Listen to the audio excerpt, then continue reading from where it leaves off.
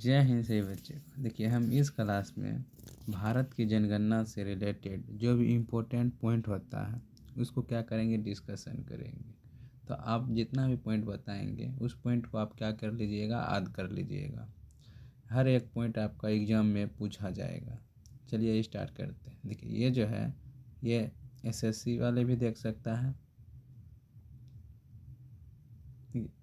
ये क्लास कौन कौन लोग देख सकता है, ये एसएससी वाला भी देख सकता है, रेलवे वाला भी देख सकता है, पुलिस वाला भी देख सकता है। जनगणना से रिलेटेड जो भी इम्पोर्टेंट फैक्ट्स होता है उसको हम क्या करेंगे, बताएंगे। यह हर एक एग्ज़ाम के लिए है जो 2025 में आप क्या कीजिएगा, एग्ज़ाम दीजिएगा। चलिए देखते हैं कि क्वेश्चन क्या क्या से रिलेटेड। आप पहला पॉइंट याद रखिएगा। कौन कौन सी जनगणना है, जनगणना 2011 है। क्या है, जनगणना 2011 को डिस्कशन कर रहे हैं।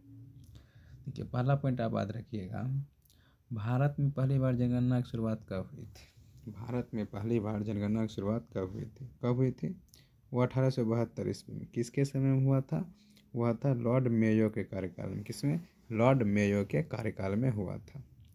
अगला पॉइंट आप याद रखिएगा कि देश में नियमित जनगणना की शुरुआत कब से हुई थी। अपना देश भारत में नियमित जनगणना की शुरुआत कब से हुई थी, 1881 ईस्वी में। किसके समय में हुआ था, वह था लॉर्ड रिपन के कार्यकाल में। किसमें, लॉर्ड रिपन के कार्यकाल में। अगला पॉइंट है, स्वतंत्र भारत की पहली जनगणना कब हुई थी। स्वतंत्र भारत की पहली जनगणना जब पूछेगा तब बताइएगा 1951 ईस्वी में। कब, 1951 ईस्वी में।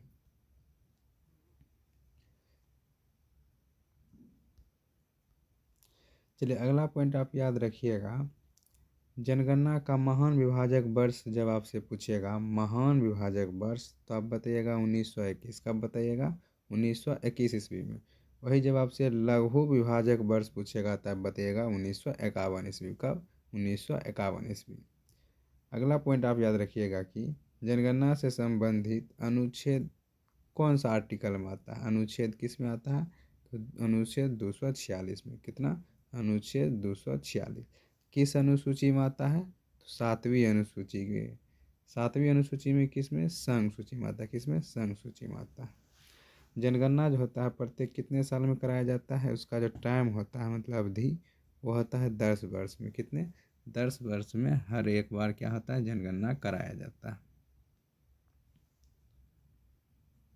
चलिए अगला पॉइंट आप याद ये भी रखिएगा कि जनगणना का जो अध्ययन होता है, जनगणना का अध्ययन उसको क्या बोलते हैं, उसको पढ़ते हैं डेमोग्राफी या जननांकी। क्या बोलते हैं, डेमोग्राफी, हिंदी में जननांकी। अगला पॉइंट ये याद रखिए, 2011 की जनगणना का क्रम जो है क्या है। देश की पूछेगा तब बताइएगा 15वीं। अगर स्वतंत्र भारत का पूछेगा तब बताइएगा आप 7वीं। अगला पॉइंट है, 2011 की जनगणना का आदर्श वाक्य क्या है। जब पूछेगा 2011 की जनगणना का आदर्श वाक्य क्या है तब बताइएगा हमारी जनगणना हमारा भविष्य। इसमें कुल कितने प्रश्न हैं, 29 प्रश्न हैं। अगला पॉइंट है, जनगणना का शुभांकर कौन है, तब बताइएगा परगणक शिक्षिका। कौन है, परगणक शिक्षिका। चलिए अगला पॉइंट क्या है, अगला पॉइंट दिया गया है, जनगणना का शुभंकर कौन है, तो आप बताइएगा परगणक शिक्षिका। ये तो हम आपको बता ही दिए थे। अगला पॉइंट है, प्रथम जनगणना कमिश्नर कौन था। आपसे पूछेगा प्रथम जनगणना कमिश्नर कौन था, तो आप बताइएगा डब्ल्यू प्लॉडेन। कौन था, डब्ल्यू प्लॉडेन। अगला पॉइंट रिलेट कीजिए, स्वतंत्र भारत के प्रथम जनगणना आयुक्त आपसे पूछेगा। कब, स्वतंत्र भारत के प्रथम जनगणना आयुक्त, तब बताइएगा आप R.A. गोपाल स्वामी। क्या बताइएगा, R.A. गोपाल स्वामी। कब, 1949 से 1953। अगला पॉइंट क्या है, अगला पॉइंट है 2011 के जनगणना का आयुक्त कौन था। 2011 के जनगणना आयुक्त कौन था, तब बताइएगा C. चंद्रमौली। कौन था, C. चंद्रमौली जनगणना आयुक्त था। कब का, 2011 का। अगला पॉइंट है, पहली बार जाति आधारित जनगणना कब हुआ था, वो हुआ था 1931 ईस्वी को। कब, 1931 ईस्वी को पहली बार जाति आधारित जनगणना हुआ था। अगला पॉइंट है, विश्व जनसंख्या दिवस कब मनाया जाता है, तो आप बताइएगा 11 जुलाई को। कब, 11 जुलाई को विश्व जनसंख्या दिवस के रूप में मनाया जाता है। पूछेगा कुल जनसंख्या कितना है 2011 के अनुसार भारत का, तब बताइएगा 121.08 करोड़। कितना? 121.08 करोड़ 2011 के जनगणना के अनुसार। अगला पॉइंट है, भारत में विश्व जनसंख्या का भाग, पूरा विश्व का कितना जनसंख्या भाग भारत में है? 17.5%। कितना?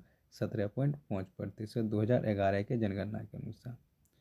अगला पॉइंट है, पुरुष जनसंख्या कितना है? तब बताइएगा 62.32 करोड़, परसेंटेज में 51.47% है।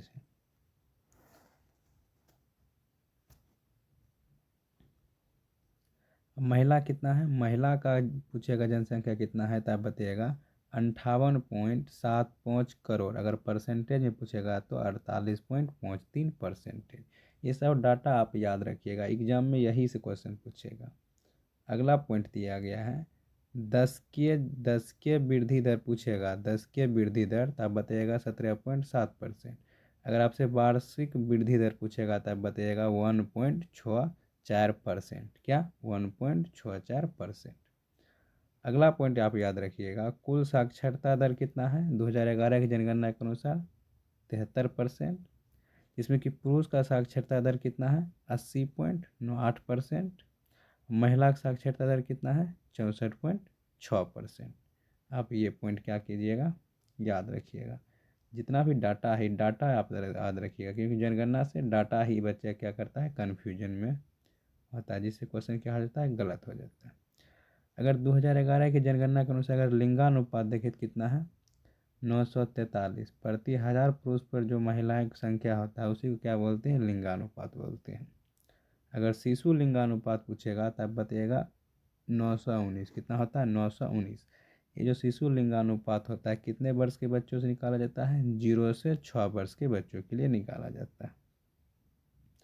अगला पॉइंट आप याद रखिएगा कि जनसंख्या घनत्व कितना है, तब बताइएगा 382 प्रति वर्ग किलोमीटर स्क्वायर पर कितना लोग होता है उसी को जनसंख्या घनत्व बोलते हैं। तो कितना है? 382 है। कितना है? 382। अगला पॉइंट आप याद रखिएगा, सर्वाधिक लिंगानुपात वाला राज्य कौन है? केरल। कितना है? तो 1084 है। सर्वाधिक लिंगानुपात वाला राज्य केरल। कितना है? 1084। और न्यूनतम लिंगानुपात वाला पूछेगा तब बताइएगा हरियाणा। कौन है? हरियाणा। कितना है? 879। चलिए अगला पॉइंट देखते हैं। चलिए अगला पॉइंट आप याद रखिएगा, जब आपसे पूछेगा न्यूनतम केंद्र शासित लिंगानुपात, अगर लिंगानुपात में अगर केंद्र शासित पूछेगा, केंद्र शासित राज्य, तब बताइएगा दमन और द्वीप है। कौन है? दमन और द्वीप। अगर पूछेगा सर्वाधिक जनसंख्या घनत्व किस राज्य का है, तब बताइएगा बिहार का। कितना है? 1106। कितना है? 1106। सबसे कम किसका है? न्यूनतम जनसंख्या घनत्व वो है अरुणाचल प्रदेश का। कितना है? आप बताइएगा कमेंट बॉक्स में। अगला पॉइंट है, सर्वाधिक केंद्र शासित जनसंख्या घनत्व, मतलब किस केंद्र शासित प्रदेश का जनसंख्या घनत्व सबसे अधिक है? किसका है? दिल्ली का। अगला क्वेश्चन है, मतलब अगला पॉइंट है, न्यूनतम केंद्र शासित जनसंख्या घनत्व किसका है? अगर आपको केंद्र शासित प्रदेश में पूछेगा सबसे कम जनसंख्या घनत्व, तब बताएगा अंडमान निकोबार का। किसका? अंडमान निकोबार का। अगला पॉइंट है, सर्वाधिक जनसंख्या किस राज्य का है? तब बताइएगा उत्तर प्रदेश का। कितना? 19.98 करोड़ है। कितना है? 19.98 करोड़। और न्यूनतम जनसंख्या किसका है? न्यूनतम जनसंख्या है सिक्किम का। कितना है? 6.11 लाख। कितना है? 6.11 लाख।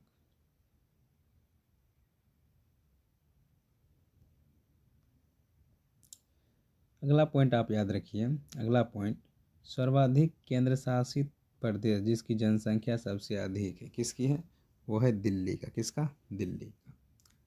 अगला पॉइंट है, न्यूनतम केंद्र शासित जिसकी जनसंख्या सबसे कम है, किस केंद्र शासित प्रदेश का जनसंख्या सबसे कम है? तो है लक्षद्वीप का। किसका? लक्षद्वीप का। अगला पॉइंट है, एकमात्र राज्य जहां जनसंख्या घटी है, मतलब जनसंख्या घटता हुआ देखने को मिला है, कहाँ में? नागालैंड में। आपसे ये क्वेश्चन पूछेगा, इसको आप स्टार लगा लीजिए, ये क्वेश्चन आपसे पूछेगा वह कौन सा राज्य है जिसका जनसंख्या जो है घटती हुई देखा गया, तब बताइएगा नागालैंड। कौन है? नागालैंड। अगला पॉइंट है सर्वाधिक साक्षरता राज्य पूछेगा 2011 की जनगणना के अनुसार, वो है केरल। उसका लिटरेरी मतलब शिक्षा दर कितना है, अगर परसेंटेज में देखें तो 94%। न्यूनतम साक्षरता वाला राज्य अब बिहार है। क्या है? बिहार। कितना है? 61.8%। और न्यूनतम अगर शिक्षा में अगर महिला को देखा जाए, किसका? महिला का, तो है बिहार में ही है। कितना है? 51.5%। कितना है? 51.5%।